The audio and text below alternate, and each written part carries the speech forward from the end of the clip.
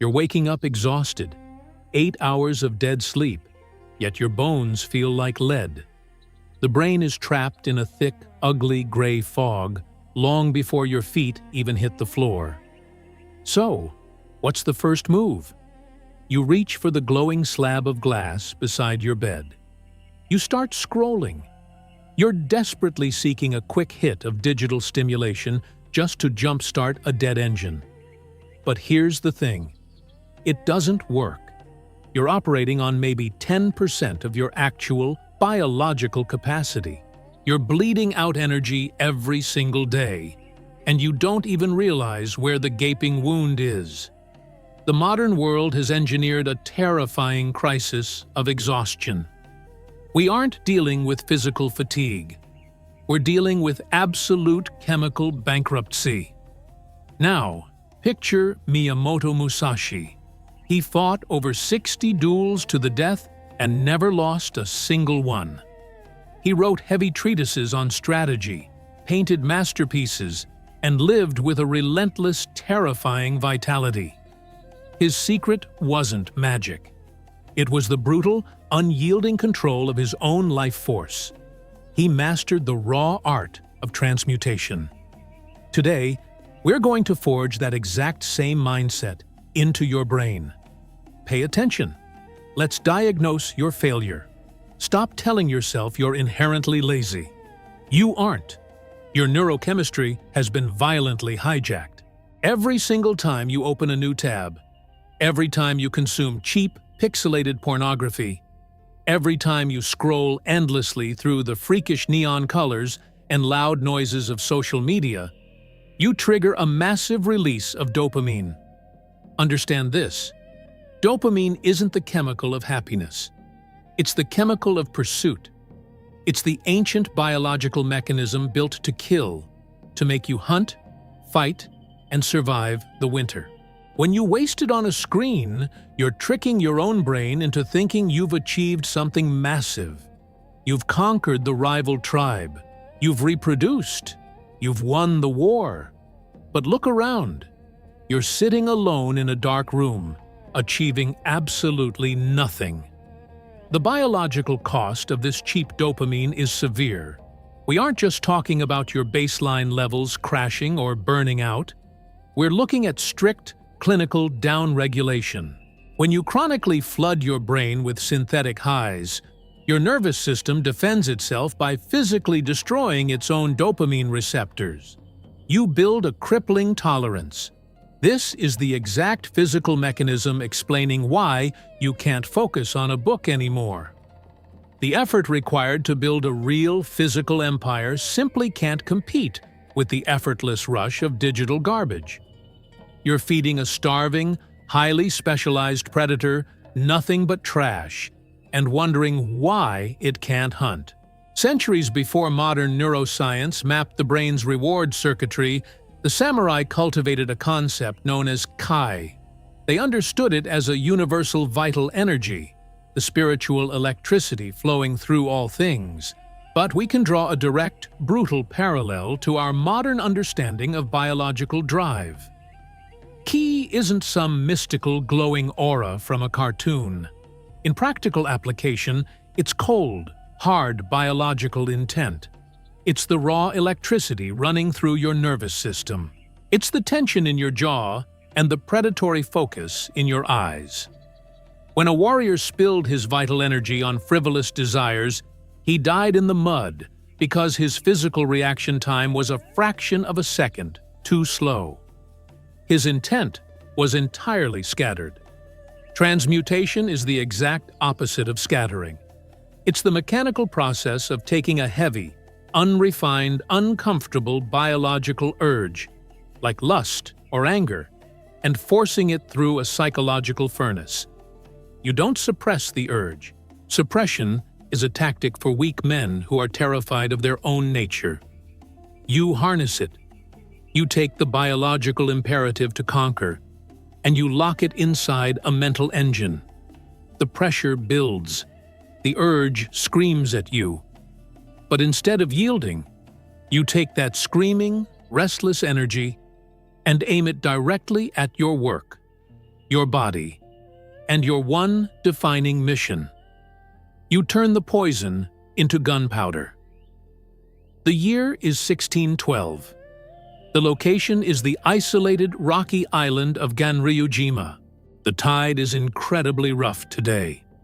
The smell of salt hangs heavy in the freezing morning air. Miyamoto Musashi is late.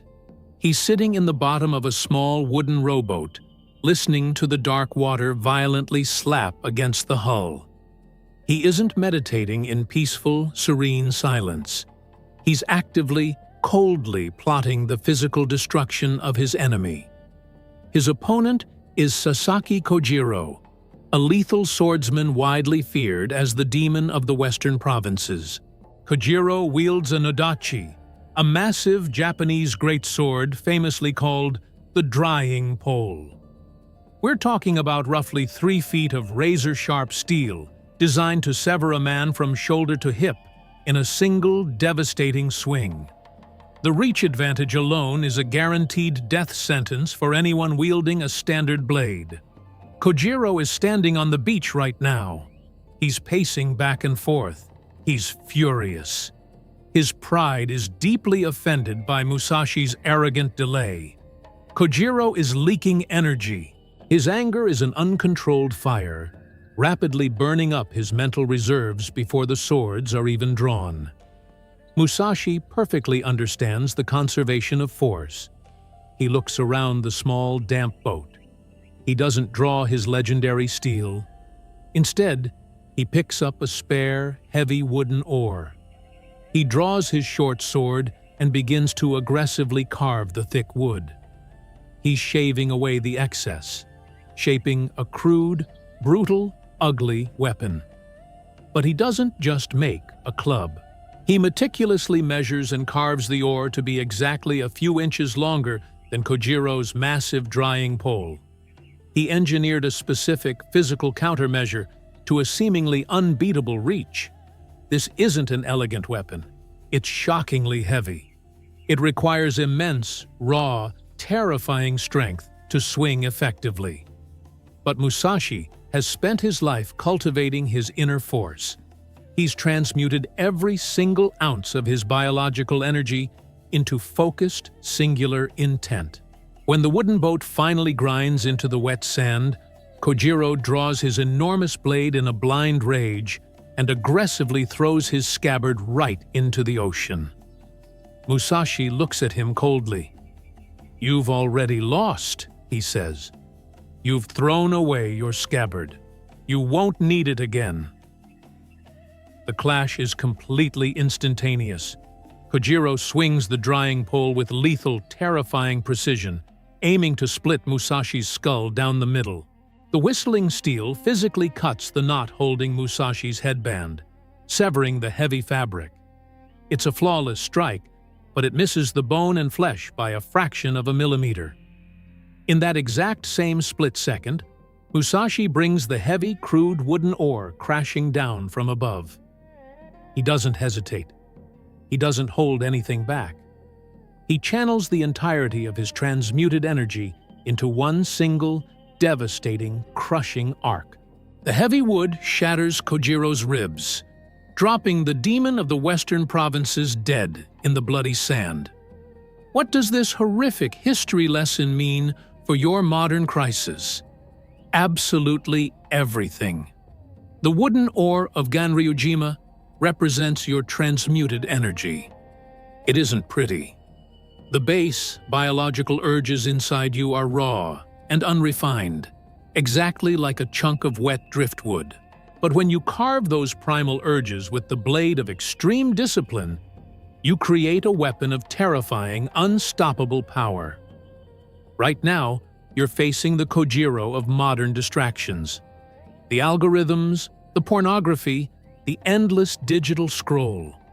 They're polished, incredibly fast, and specifically built to kill your ambition. You can't beat them by playing their game. You won't beat them with polite habits or gentle morning routines. You must bring a heavy, crushing force. You must take the raw, primal energy of your physical desires Refuse to let it leak out, and swing it violently at your goals. When the enemy fully expects you to yield to your basic nature, you use that exact nature to destroy the obstacle in front of you. You weaponize your own biology. We're entering the void now. This is step 3, the action phase. Because philosophy without brutal physical application is just intellectual masturbation. In his masterwork, The Book of Five Rings, Musashi outlines a specific, highly aggressive mental framework for striking the enemy. He calls it the fire and stones cut. Understand this isn't merely a physical technique for swinging a heavy piece of steel, it's a psychological command. When you violently strike stones together to create a spark, there's absolutely no hesitation. There's no pause. There is only sudden, violent, unstoppable friction. The fire and stones cut means cutting without a secondary thought. It means absolute, terrifying commitment to the physical action. Translate this directly to your modern war. When the urge to seek cheap dopamine hits your brain, when the intense craving to open that specific app grips your nervous system and tightens your chest, you do not negotiate. You don't sit there on the edge of your bed and debate with your own weakness. The exact moment you start bargaining with the urge, you've already lost the duel. You must apply the fire and stones cut. You sever the thought entirely. You physically stand up. You drop to the floor and force your body through 50 strict push-ups until your shoulders are burning. You change your physical environment instantly. You strike the digital distraction down with zero hesitation. You cut it cleanly. But listen closely, because you must be prepared for the fallout. When you finally stop feeding the brain its daily ration of synthetic garbage, you're going to hit a massive wall. Modern behavioral psychology calls this the flatline phase. It's the hardcore withdrawal period. Your dopamine receptors are completely starved. The world is going to turn gray. Your favorite food will taste like cardboard. Music will sound dull and lifeless. You'll feel a crushing, incredibly heavy apathy sitting right in the center of your chest. You'll look at your work, your business, your goals, and feel absolutely nothing. Zero drive. This is the flat line. Most men break right here. They experience this brutal neurochemical desert and they panic. They genuinely think something is wrong with them. They think they're losing their edge, so they run right back to the cheap, pixelated stimulation just to feel something. Anything. Here's the cold truth. The flatline isn't a disease. It's the cure. It's the painful, ugly, deeply uncomfortable process of your brain physically re-regulating its own reward circuitry. It's literally weakness leaving the body. Think about the gym. When a muscle is placed under extreme physical load, the actual fibers tear. It hurts. It feels incredibly weak before it eventually grows strong. Your brain is doing the exact same mechanical thing. You must sit in the cold, dark room of your own mind and endure the flat line. You don't run from it. You stare directly at the gray apathy, and you just keep walking forward. You execute your daily tasks with cold, relentless, mechanical precision, even when you feel zero motivation to do so. Motivation is an unreliable, fleeting emotion. Discipline is a forged steel structure. When the flat line finally ends, and it will end, your baseline dopamine levels will completely reset. Suddenly, the simple act of reading a difficult, dense book will feel deeply rewarding. Lifting heavy iron will give you an immense, natural rush of clarity. Building your physical empire will become the ultimate high. But you have to bleed through the chemical withdrawal first. You have to swing the sword, cut the chains, and you absolutely must not flinch when the cold steel bites into your own skin. It's time for the tactical protocol. We're leaving the theory behind right now. You want the infinite, relentless energy of a warlord? You start immediately with your recovery phase. Let's talk about your sleep. For the modern, average man, sleep is just an afterthought. It's something you do when you're simply too exhausted to scroll your phone anymore.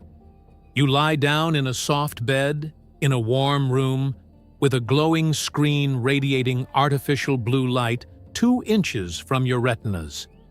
This is pathetic. For a warrior, sleep isn't a luxury.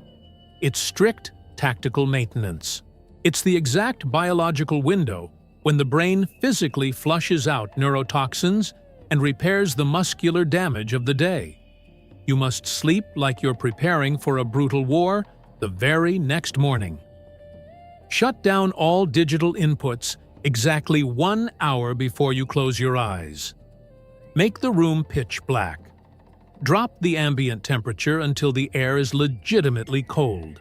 The samurai often slept on hard wooden floors or very thin mats to keep the spine perfectly aligned and to prevent the mind from becoming too soft and comfortable.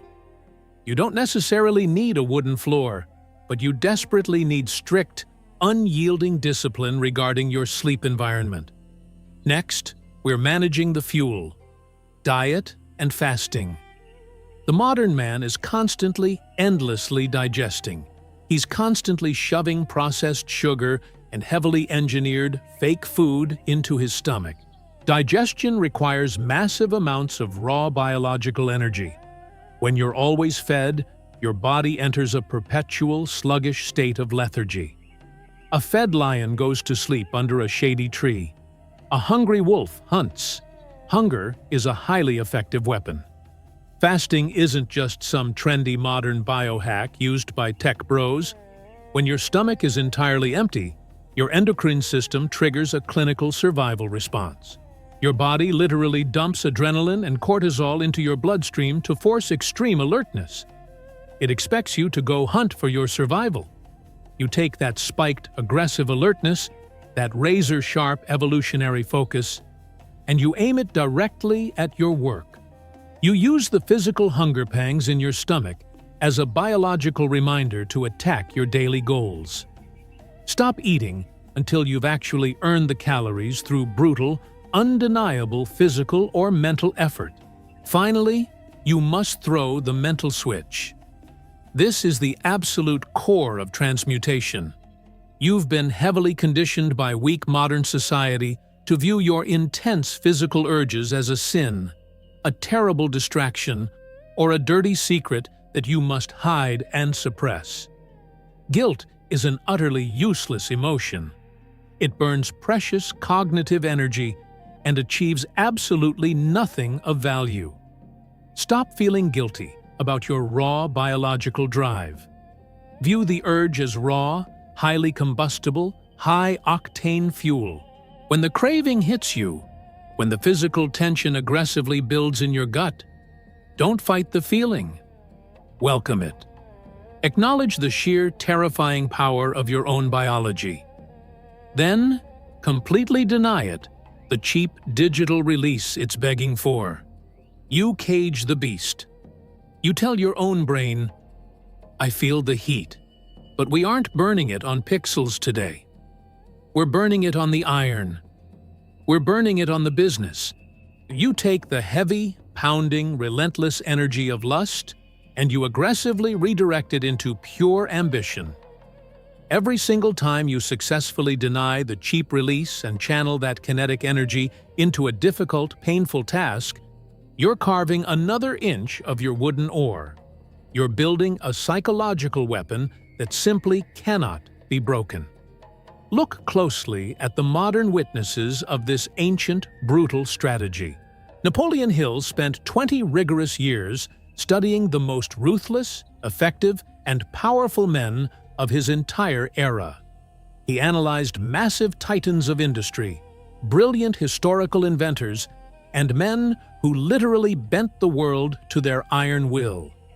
He documented his extensive findings in a chapter entirely dedicated to sexual transmutation. Hill discovered a terrifyingly consistent, undeniable pattern. The men who conquered the world weren't men with low biological drives. They weren't calm, passive, gentle individuals. They were men with violently strong, almost overwhelming physical desires. But instead of leaking that vital energy into the dirty gutter of cheap pleasure, they chained the beast to the plow. They took the immense, primal force of their own nature and forced it to pull the heavy, grinding machinery of their ambition. They didn't destroy their drive. They aggressively redirected its trajectory. Picture a nuclear reactor. Inside that massive concrete dome, there's a highly volatile core capable of generating enough raw power to light up an entire major city. It's incredibly dangerous, highly unstable, and immensely powerful. But what exactly happens if the containment vessel has 1,000 tiny, unsealed cracks? The energy violently leaks out. It poisons the surrounding environment. It causes a catastrophic meltdown. The reactor becomes a toxic, unusable wasteland. Right now, your mind is a badly cracked reactor. You have the raw biological fuel to build a massive, undeniable life, but you're leaking radiation every single hour of the day. You leak it on social media algorithms. You leak it on meaningless video games designed to steal your time. You leak it in the dark, pathetic corners of the internet, where weak men hide. You're radiating your immense potential away, and you're left with a dead, empty city. You must seal the leaks. You must physically contain the reaction. When you finally stop the dopamine drain and enforce total, uncompromising discipline, the internal pressure inside the reactor will build. It's going to feel incredibly uncomfortable. Your brain will scream at you to open a valve and release the crushing tension. It'll feel like you're going to explode. Good. Let the pressure build. Let the extreme heat rise. Then, open one single, highly pressurized valve pointing directly into the turbine of your life's actual purpose. Direct that immense, terrifying energy into building your physical body, constructing your massive wealth, forging an iron mind, and conquering your specific domain. The exact same force you currently waste on weakness is the exact same force required for your greatness. It just requires a brutal change in direction. You stand at a critical crossroads today. You can close this video, open another digital tab, and continue to silently bleed out in the digital gutter until you're an old, hollow man filled with deep regret. Or you can pick up the heavy, unrefined wood of your own primal nature and start actively carving a weapon. The choice is yours, but understand that the consequences are permanent and unforgiving. This isn't a game you can pause. This is the absolute war for your own potential. Welcome to the front line. If you're truly ready to forge a mind of solid steel and stop living like a pathetic victim to your own biology, enlist in this camp immediately.